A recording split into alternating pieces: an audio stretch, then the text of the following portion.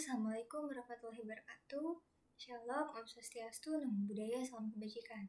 Perkenalkan, saya Eka Fitri Aswar dari Fakultas Matematika dan Ilmu Pengetahuan Alam, Program Studi Biologi Murni dengan ujung NIM 022 dari Biologi kelas B. Nah, pada kesempatan kali ini Eka akan menyampaikan materi yang telah dirangkum oleh kelompok Eka, kelompok 1, mengenai pengertian dan reaksi umum dari fotosintesis. Sebelum kita memasuki inti dari materi ini sendiri, ada baiknya kita mengetahui nih, apa sih itu fisiologi tumbuhan? Nah, jadi fisiologi tumbuhan itu sendiri merupakan cabang ilmu yang mempelajari struktur dan juga fungsi organisme tumbuhan, termasuk proses biokimia kompleks yang berlangsung di dalam tumbuhan itu sendiri. Nah, salah satu contoh proses itu biasa kita kenal dengan sebutan proses fotosintesis. Fotosintesis ini tidak hanya menyediakan energi bagi tumbuhan itu sendiri, tetapi juga berfungsi sebagai sumber utama oksigen untuk kehidupan di bumi ini. Nah, membahas mengenai fotosintesis bakal banyak nih muncul pertanyaan-pertanyaan mengenai proses fotosintesis ini sendiri. Seperti bagaimana sih tumbuhan itu bisa beradaptasi dengan perubahan atau ketersediaan air yang ada? Atau bagaimana tumbuhan beradaptasi dengan perubahan suhu lingkungan yang terjadi di lingkungannya? Atau bagaimanakah cara tumbuhan beradaptasi dengan perubahan intensitas cahaya yang ia dapat? Nah, oleh karena itu, penting untuk memahami cara tumbuhan mengatur keseimbangan konsentrasi air dan ion di dalam tubuhnya, atau yang biasa kita kenal dengan proses osmoregulasi, serta peran fotosintesis dalam menjaga keseimbangan homeostasis di lingkungan yang dinamis. Biokimia, yang pertama, proses ini terdiri dari 4 proses, yakni ada proses fotosintesis, respirasi, transpirasi, dan juga absorpsi. Nah, proses fotosintesis ini sendiri berkaitan dengan konversi bahan organik dari bahan anorganik melalui energi yang berasal dari sinar matahari. Proses ini sendiri terjadi secara waktu yang singkat dan dapat dilihat pada gambar yang sudah tersedia di slide PPT ini, yang dimana fotosintesis ini menghasilkan bahan organik yang menjadi sumber nutrisi bagi organisme untuk hidup. Nah, biasanya output dari fotosintesis ini sendiri yakni gula atau yang kita kenal dengan sebutan glukosa. Selanjutnya ada respirasi. Respirasi sebagai rangkaian reaksi kimia yang memungkinkan makhluk hidup untuk mensintesis energi yang dibutuhkan untuk bertahan hidup. Dalam proses ini terjadi penghirupan oksigen dan hembusan gas CO2 ketika suatu entitas memperoleh energi melalui oksidasi nutrisi. Dan ini juga disebut sebagai salah satu dari proses metabolisme. Respirasi merupakan proses tanaman mengambil air dari tanah dan mengeluarkannya ke atmosfer. Nah, transpirasi ini berlangsung melalui bagian tumbuhan yang langsung berhubungan dengan udara luar, yakni seperti pori-pori daun, stomata, lubang kutikola, dan lentisel oleh proses fisiologi tanaman. Yang ketiga ada absorpsi, sebagai proses tumbuhan untuk mengambil air, mineral, serta nutrisi dari lingkungannya, terutama yang berasal dari tanah. Nah, proses ini sendiri terjadi melalui bagian tumbuhan yang kita kenal sebagai akar. Proses biokimia ini meliputi proses difusi, osmosis, dan juga transport aktif. Aspek ilmiah, praktis, dan sosial ekonomi. Nah, di aspek ilmiah ini, kita mempelajari mengenai fisiologi tumbuhan sebagai cabang ilmu yang mempelajari fungsi proses kehidupan pada semua tumbuhan, yang meliputi proses fotosintesis, respirasi, transpirasi, dan juga pertumbuhan. Yang kedua ada aspek praktis, yang dimana dalam implementasi kehidupan sehari-hari dan juga di bidang industri, pengetahuan fisiologi tumbuhan ini memainkan peran yang sangat penting, yang dimana penerapan dari aspek praktis ini sendiri dapat kita lihat di bidang pertanian, seperti pada pemahaman mengenai siklus air, nutrisi, dan juga hormon, ataupun teknologi dan juga rekayasa genetika yang berfungsi untuk memanipulasi genetik pada tumbuhan agar lebih tahan terhadap penyakit, kekeringan, atau faktor lingkungan lainnya. Yang ketiga ada aspek sosial ekonomi, di mana fisiologi tumbuhan berdampak besar terhadap kesejahteraan ekonomi dan sosial masyarakat, di mana aspek ini memainkan peran pada pertanian dan ketahanan pangan, sumber bahan baku industri, dan juga penyediaan lapangan kerja pada sektor agrikultur, hortikultura, dan juga kehutanan. Lalu memasuki inti materi dari PPT ini, yakni pengertian mengenai proses fotosintesis. Fotosintesis adalah proses biokimia di mana tumbuhan mengubah CO2 dan air H2O menjadi glukosa atau C6H12 dan O6, serta oksigen atau O2 menggunakan energi dari matahari. Proses ini merupakan dasar bagi semua kehidupan di bumi, karena menyediakan energi utama bagi organisme autotrofik serta oksigen yang diperlukan untuk respirasi organisme heterotrofik. Nah, untuk reaksi dari proses fotosintesis ini dapat kita lihat pada slide PPT yang sudah tersedia. Dan proses ini juga terjadi dengan mengubah CO2 dan H2O menjadi glukosa dengan bantuan cahaya matahari yang diserap oleh klorofil, di mana air dipecah menjadi oksigen yang dilepaskan ke atmosfer. Sementara energi cahaya matahari diubah menjadi ATP dan NADPH untuk menghasilkan glukosa sebagai sumber energi dari si tumbuhan itu sendiri. Lalu ada faktor yang mempengaruhi si proses fotosintesis ini. Yang pertama, ada cahaya atau intensitas cahaya sebagai faktor utama dalam proses fotosintesis. Dengan meningkatnya intensitas cahaya, maka akan meningkat pula laju fotosintesis sehingga sampai pada titik tertentu. Nah, jika proses ini setelah sampai pada titik tertentu atau mencapai batasnya, maka peningkatan intensitas cahaya tidak akan meningkat lagi.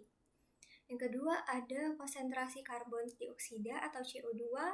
Yang ketiga ada suhu, yang dimana ini melibatkan enzim dalam proses fotosintesis yang bekerja secara optimal pada suhu tertentu. Jika suhunya rendah, maka enzim tidak akan bekerja atau bekerja dengan lambat. Sedangkan jika suhu terlalu tinggi, maka dapat merusak enzim yang mengakibatkan perlambatan pada proses fotosintesis ini sendiri. Umumnya, proses fotosintesis ini berkisar antara 25 sampai 35 derajat Celcius. Yang keempat, ada ketersediaan air. Yang kelima, ada klorofil sebagai pigmen yang menangkap energi cahaya untuk proses fotosintesis. Yang keenam, ada ketersediaan nutrisi. Yang ketujuh, ada spektrum cahaya. Yang kedelapan, ada kadar oksigen. Nah, faktor-faktor di atas ini berinteraksi nih antara satu dengan yang lain. Dan jika terjadi perubahan pada salah satu faktor, maka ini dapat mempengaruhi efektivitas dari kerja si fotosintesis ini sendiri secara keseluruhan. Ada fase fotosintesis. Nah, secara umum, fase-fase fotosintesis ini sendiri terbagi menjadi dua. Seperti yang kita ketahui, ada reaksi gelap dan reaksi terang. Di reaksi terang ini terjadi di membran tilakoid pada kloroplas dan membutuhkan cahaya matahari. Nah, proses ini sendiri terjadi melalui beberapa tahapan. Yang pertama, ada penangkapan cahaya. Yang kedua, ada pembelahan air. Yang ketiga, ada pembentukan ATP dan NADPH. Penting dalam penyediaan energi atau ATP dan elektron berenergi tinggi atau NADPH yang dibutuhkan untuk mengubah si CO2 menjadi glukosa. Selanjutnya, ada reaksi gelap, di mana reaksi ini terjadi di stroma kloroplas dan membutuhkan ATP serta NADPH sebagai output dari si reaksi terang tadi, serta karbon dioksida yang didapat dari udara. Nah, reaksi gelap ini sendiri terjadi melalui beberapa proses, yakni yang pertama ada fiksasi karbon, yang kedua ada reduksi, yang ketiga ada regenerasi.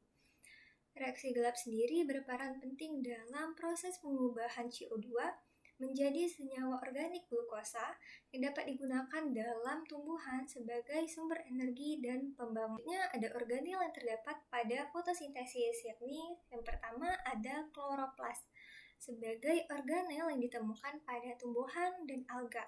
Nah, fungsi dari si kloroplas ini sendiri sebagai tempat berlangsungnya fotosintesis.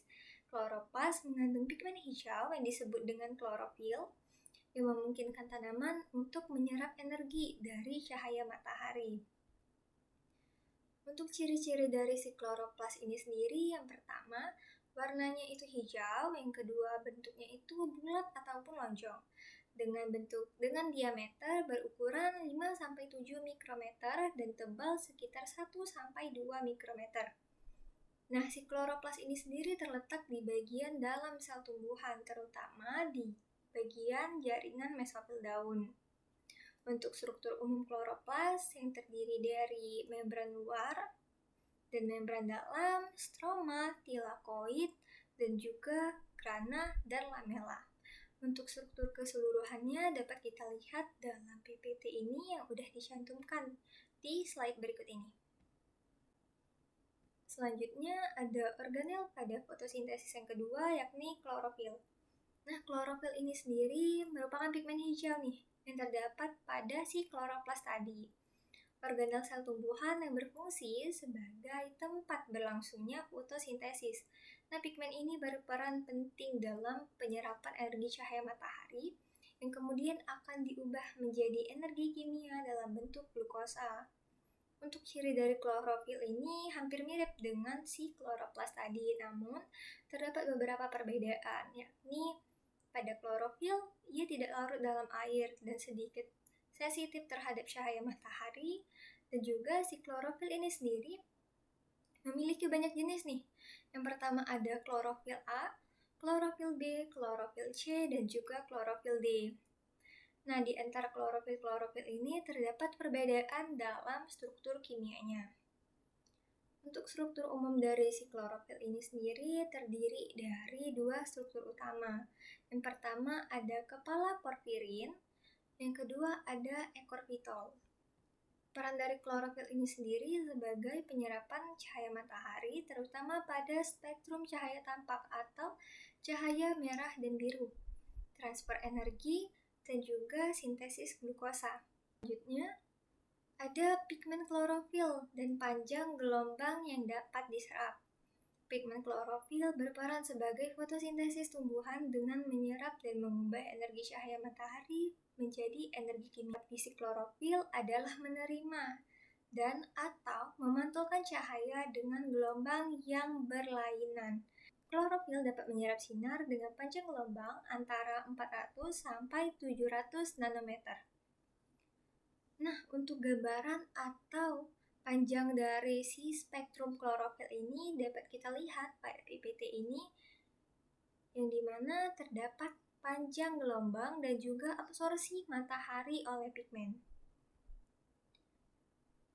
Selanjutnya ada mengenai pentingnya proses fotosintesis. Yang pertama, fotosintesis ini dapat menghasilkan makanan yang dimana memungkinkan tumbuhan untuk membuat makanannya sendiri dengan mengubah energi matahari menjadi energi kimia.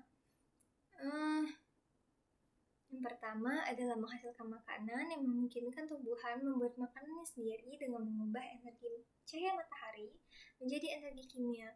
Nah, makanan dihasilkan berupa glukosa, buah, umbi-umbian yang bermanfaat bagi kita manusia dan juga hewan. Fotosintesis menghasilkan oksigen sebagai produk sampingannya. Oksigen juga seperti yang kita ketahui dibutuhkan bagi semua makhluk hidup, tak terkecuali kita. Yang ketiga ada menyerap karbon dioksida, di mana seperti yang kita lihat tadi, proses fotosintesis memerlukan CO2 sebagai bahan baku utama untuk berlangsungnya fotosintesis ini. Nah, ini juga membantu mengurangi dari efek gas rumah kaca dan menjaga suhu bumi agar tetap stabil. Yang keempat, sebagai sumber karbon. Yang kelima, membantu evolusi kehidupan. Nah, peningkatan oksigen atmosfer yang dihasilkan fotosintesis memainkan peran utama dalam membentuk evolusi kehidupan di bumi. Berdasarkan materi tadi, maka kita dapat menarik beberapa kesimpulan, yakni fisiologi tumbuhan mempelajari interaksi tumbuhan dengan lingkungan dan proses biokimia yang terjadi di dalamnya, dengan proses fotosintesis sebagai proses utama. Fotosintesis juga mengubah cahaya matahari, air, dan CO2 menjadi glukosa dan oksigen, yang dirumuskan sebagai 6 CO2 ditambah 6H2O ditambah cahaya akan menghasilkan C6, H12O6 plus 6O2. Melibatkan beberapa fase termasuk penyerapan cahaya dan sintesis glukosa yang berlangsung di kloroplas.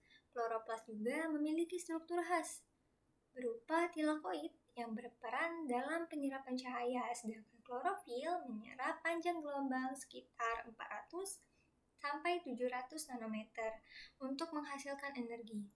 Faktor-faktor seperti suhu, kelembapan, turut mempengaruhi dari proses fotosintesis itu sendiri.